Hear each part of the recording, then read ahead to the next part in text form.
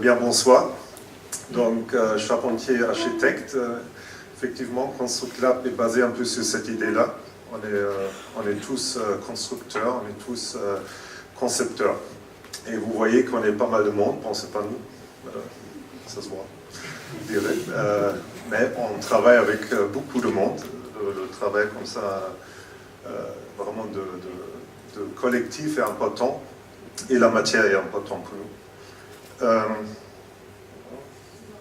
C'est dans l'autre sens. Ah, parfait.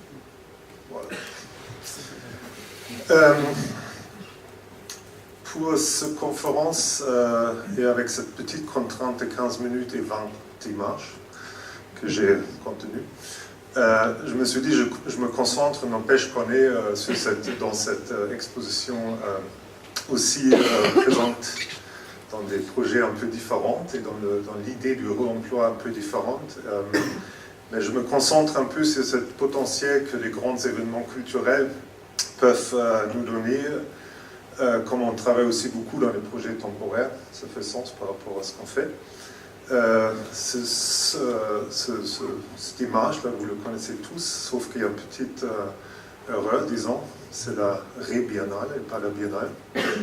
Donc ça, c'est un mouvement qui s'est créé à partir des gens qui habitent à Venise et qui utilisent les matériaux de la Biennale. Donc quelque chose d'assez évident, en quelque sorte, mais aussi assez informel. Nous, on les a rencontrés à l'époque quand on a habité les Jardini, avec le collectif Exis, c'était 2006.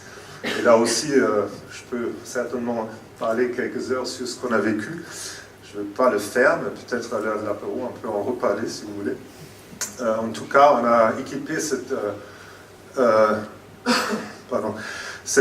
pavillon classique de l'exposition pour en faire une habitation, quoi.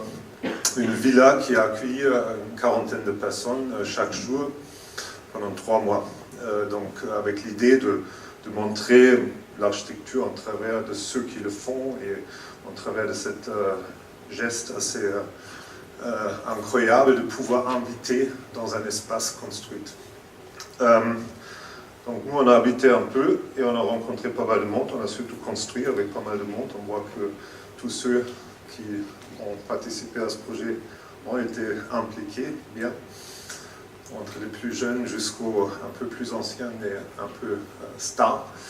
Et on voit qu'on a utilisé tous les matériaux qu'on a besoin pour faire une maison. Donc évidemment les gens de la Biennale sont venus et nous ont demandé, et à l'époque ça ne s'appelait pas encore la Biennale pour être précis, s'ils peuvent réutiliser des matériaux.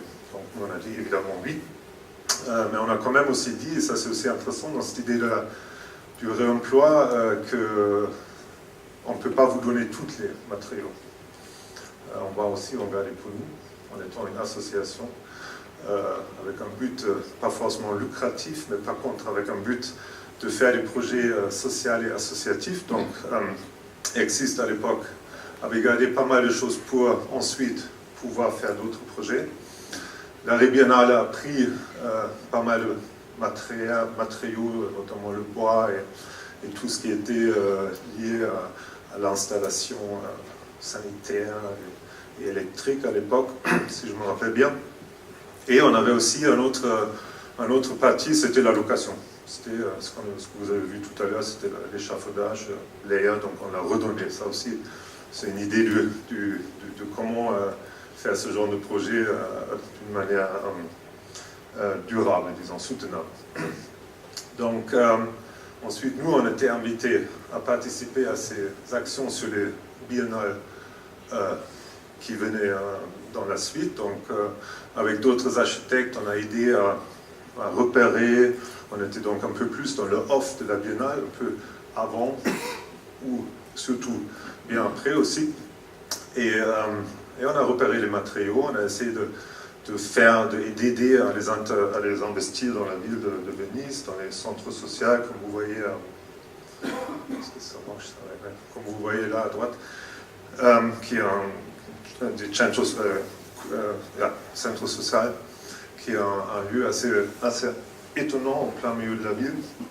Et On a aussi été soutenu par d'autres collectifs, notamment ceux qui s'appelaient jusqu'à 2012, qui s'appellent maintenant Superuse, à Rotterdam, et qui ont fait une Harvest Map. Et c'était assez intéressant, j'ai mis cet exemple pour montrer que parfois la réutilisation n'est pas aussi facile. Donc UN Studio, tout le monde le connaît, on fait un superbe pavillon avec un superbe design, mais il était impossible à le réutiliser, il fallait le démonter en motor chain. Et à droite, vous voyez le pavillon brésilien, je pense que c'était 2008, qui a beaucoup travaillé avec ces panneaux qu'on a pu réutiliser pour un pavillon un peu informel pour la population kurde à Venise 2009, pour la Biennale d'art. Ensuite, nous, on s'est dit, quand on était invité 2008 à la Biennale de Saint-Étienne, Biennale de design, où on était demandé à faire une scénographie pour une surface de 5 km², de peut-être faire quelque chose qui pourrait ensuite être utilisé dans la ville. Donc on a rempli toutes nos tasks, disons, et on s'est dit, en construisant ça, quand on va rester les 3 semaines de la Biennale sur place, on va créer cette petite agence. On a un peu, d'une manière provocante, écrit qu'est-ce qu'on fait avec tout ce bois qu'on a fait cette année. Et on était là à recevoir des projets, des gens locaux. Comme vous voyez en bas à droite, c'était nos clients les plus enthousiastes. Et je n'ai pas de photo d'où ça allait, mais il y avait pas mal de choses qui étaient réutilisées ensuite dans la ville. Une deuxième expérience dans un contexte peut-être encore un peu plus institutionnel, dans le Kunsthaus Graz, dans lequel on s'est dit, on va refaire ce genre d'expérience, on a créé une petite ville à l'intérieur, on a refait on appelle ça les maisons avec les toits triangulaires à l'intérieur du bloc, c'était assez drôle. Et ensuite, on a eu pendant plusieurs mois plein d'artistes qui ont activé le lieu et on a créé cette mur qui a été notre atelier où on a demandé aux gens on n'était pas là tout le temps, donc on a demandé aux gens de laisser les traces de leur idée. Et il y avait, comme vous voyez à la fin, je pense 200-300 projets qui ont été sélectionnés ensuite par le comité du Kunsthaus Graz et la matière allait dans les différentes initiatives locales.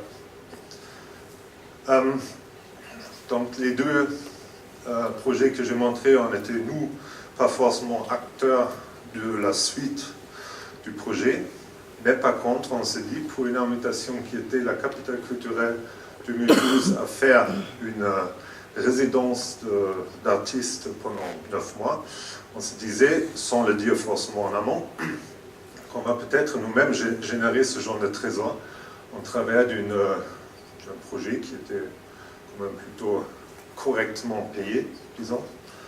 Donc on a reçu ce bois, c'était 40 mètres cubes, je pense, de bois, de planches, tous pareils.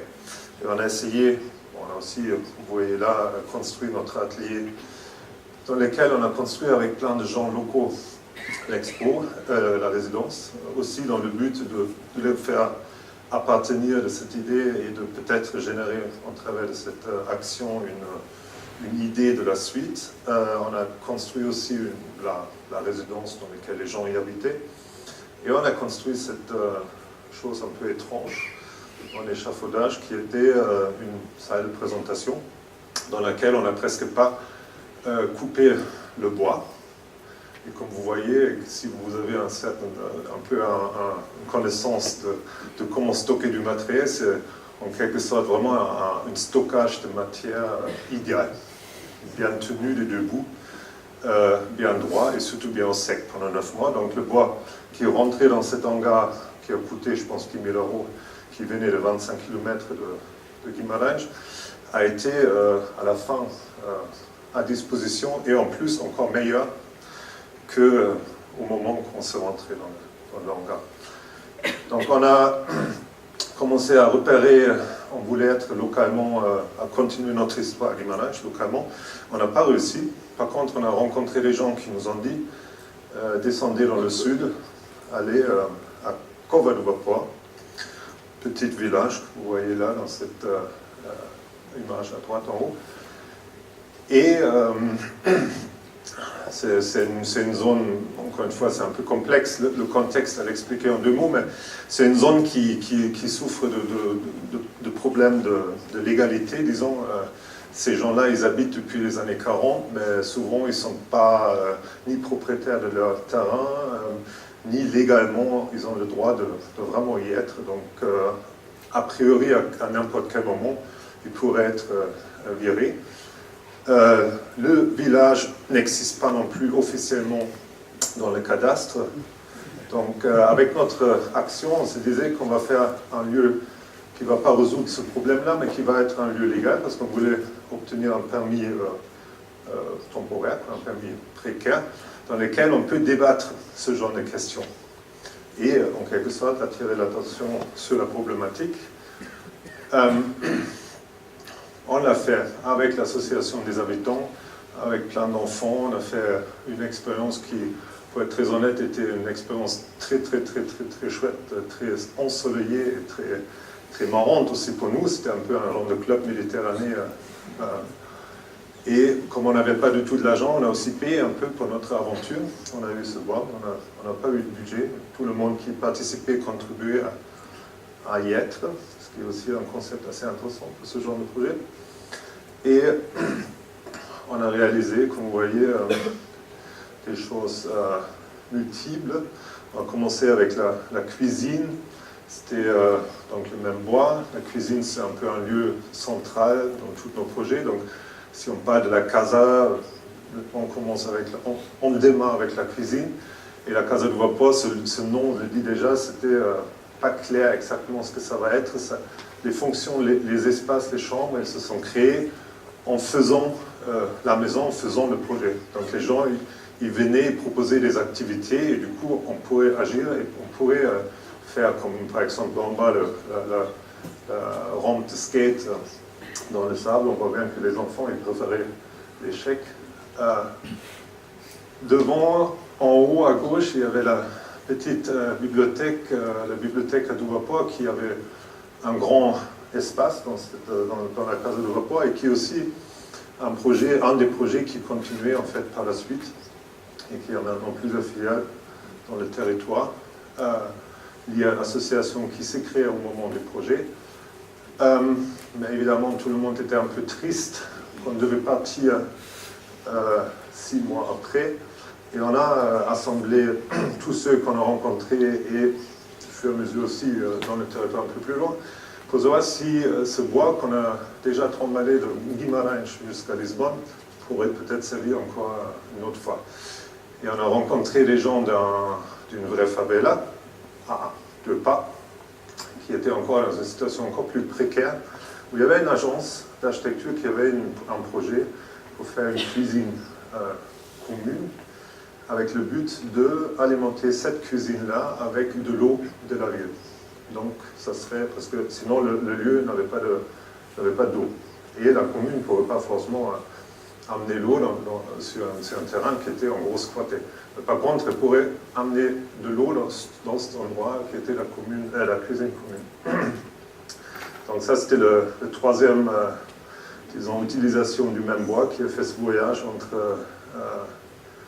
entre Guimarães 2012 à Cova do Vapor 2013 et jusqu'à Terra da Costa 2014. Nous, on a été demandé de faire ce projet-là, mais on a aussi redonné à des jeunes qui étaient avec nous à la Casa do Vapor, parce qu'on trouvait d'avoir passé 1 an au Portugal et d'avoir un peu initié cette dynamique était un bon moment pour ensuite déléguer ou de laisser continuer la dynamique d'une manière autonome. Donc c'était les jeunes collectifs Bauhaus qui se sont créés pour ce projet avec Atelier Vimob, qui est un atelier d'architecture un peu établi à Lisbonne, et nous on a un peu donné l'aide et surtout on a donné notre bois. Voilà. Merci beaucoup.